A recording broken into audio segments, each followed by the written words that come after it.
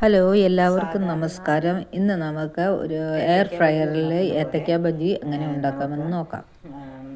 മൈദാമാവും കുറച്ച് അരിപ്പൊടിയും മഞ്ഞൾപ്പൊടിയും കൂടി മിക്സ് ചെയ്ത് ഇച്ചിരി ഷുഗറും കൂടി വേണ്ടവർക്ക് മിക്സ് ചെയ്തിട്ട് അതിൽ മുക്കി എണ്ണയിൽ പൊരിച്ചെടുക്കുന്നതിന് പകരം നമ്മൾ എയർ ഫ്രയറിൽ എണ്ണ സ്പ്രേ ചെയ്തിട്ട് ബജി ഉണ്ടാക്കിയെടുക്കാനാണ് ഇന്ന് പോകുന്നത്. അങ്ങനെ എല്ലാം മുക്കി ഞാൻ ഏത്തയ്ക്ക എല്ലാം ഒരു സിലിക്കോൺ പാത്രത്തിലാക്കി വെച്ചിട്ടുണ്ട്. ഇനി നമുക്കത് എയർ ഫ്രയറിലേക്ക് മാറ്റാം.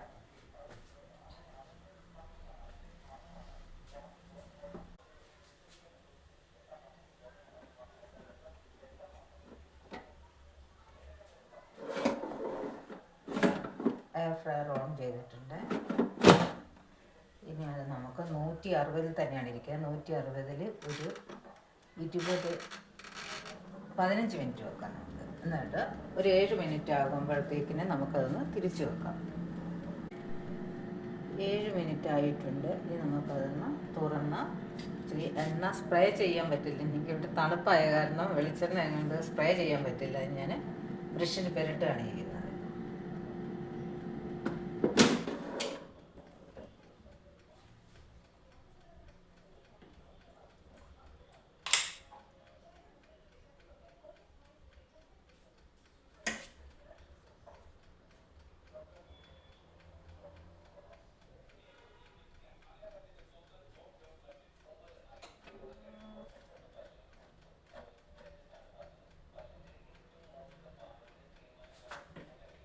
നമുക്കത് മറിച്ചിടാം.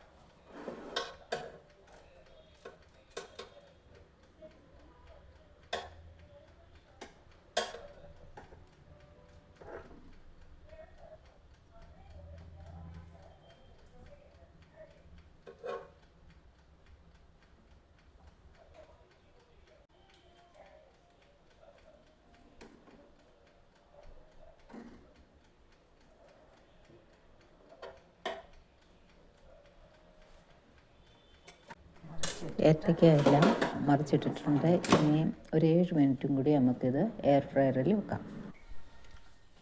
അങ്ങനെ നമ്മൾ എയർ ഫ്രയറിൽ